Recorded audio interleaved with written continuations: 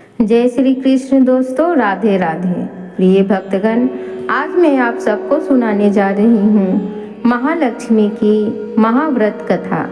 प्रिय भक्तगण, इस कथा को श्रवण और पठन करने से दुख दरिद्र दूर हो जाता है। श्री महालक्ष्मी माता की कृपा से घर में सुख संपत्ति और ऐश्वर्य की प्राप्ति होती है, मन की इच्छा को पूरी होती है। श्री महालक्ष्मी माता के अनेक रूप तथा अनेकों नाम हैं। भूतल में छाया, शक्ति, तृष्णा, शांति, जाति, लज्जा, श्रद्धा, कांति, वृत्ति, समृद्धि, दया, तुष्टि, माता, अधिष्ठात्री एवं लक्ष्मी रूप में स्थित हैं। उन्हें मैं प्रणाम करती हूँ। कैलाश पर्वत पर पार्वती, क्षीर सागर में सिंधु कन्या, स्वर्ग लोक में महालक्ष्मी, भूलोक में लक्ष्मी, ब्रह्मलोक में सावित्री, ग्वालों में राधिका, वृंदावन में राजेश्वरी, चंदन वन में चंद्रा, चंपक वन में गिरजा, पधा वन में पधा, माल्टी वन में मालती, कुंदन वन में कुंददती, केतकी वन में सुशीला, कदम वन में कदम माला, राजप्रसाद में राजलक्ष्मी और घर घर में गृह लक्ष्मी इन विभिन्न नामों से पहचानी जाती हैं। प्रिय भक्तगण, अब हम महालक्ष्मी की महाकथा को श्रवण करेंगे। एक गांव में एक गरीब ब्राह्मण रहता था। वह नियमित रूप से जगत के पालन विष्णु भगवान की आराधना करता था।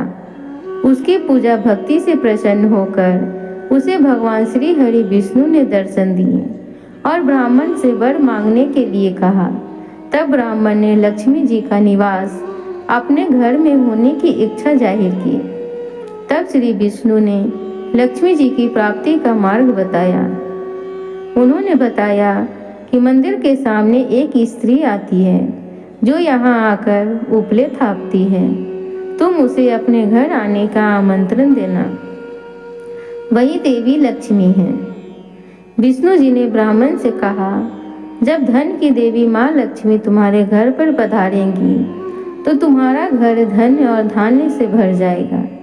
यह कहकर श्री हरि विष्णु जी चले गए। अगले दिन वह सुबह ही वह मंदिर के सामने बैठ गया।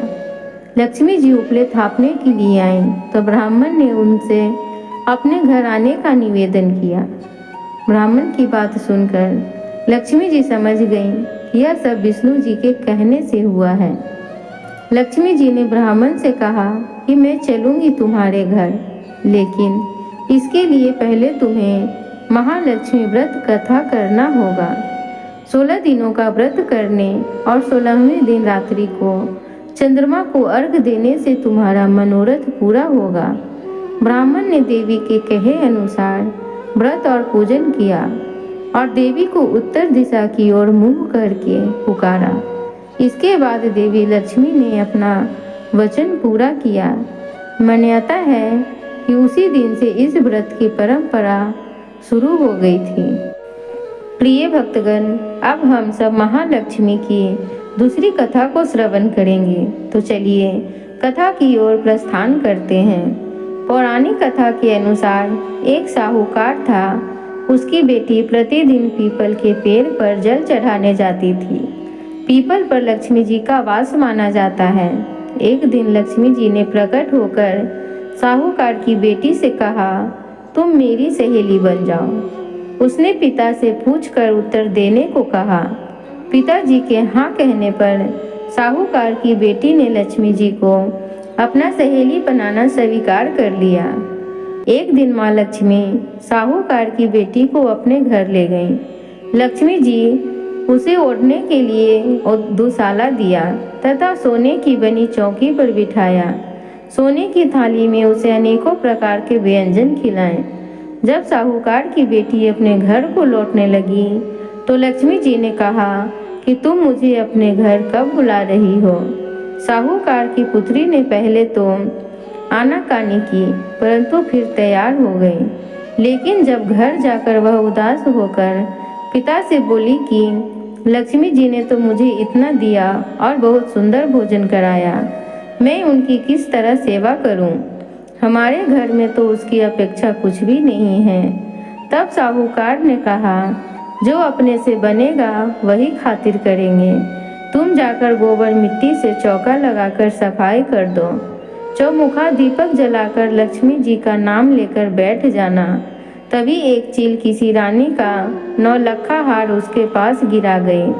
साहूकार की बेटी ने उस हार को बेचकर सोने की चौकी, सोने का थाल, साल दुसाला और अनेक प्रकार के भोजन की तैयारी कर ली। थोड़ी देर बाद माँ लक्ष्मी उसके घर आईं। साहूकार की बेटी ने बैठने के लिए उन्हें सोने की चौकी दी। लक्ष्मी जी ने चौकी पर बैठने से मना किया और कहा कि इस पर तो राजा रानी बैठते हैं। तब साहूकार की बेटी ने लक्ष्मी जी को जबरदस्ती चौकी पर बैठा दिया। लक्ष्मी जी की उसने बहुत खातिर की। इससे माँ लक्ष्मी बहुत अधिक प्रसन्न हुई। माँ लक्ष्मी के आशीर्वाद से साहूकार बहुत अमीर बन गया। हे माँ, जैसे तुमने साहूकार की बेटी को चौकी स्वीकार की और बहुत सारा धन दिया, वैसे ही हम सबको धन धान प्रदान करो। प्रिय भक्तगण, उम्मीद करती हूँ कि आप सबको महालक्ष्मी की कथा अच्छी लगी होगी। तो कृपया करके चैनल को सब्सक्राइब करें, वीडियो को लाइक करें, कमेंट बॉक्स में जय माता लक्ष्मी जी जरूर लिखें। हो सके तो वीडियो को अपने दोस्तों में शेयर करें। धन्यवाद।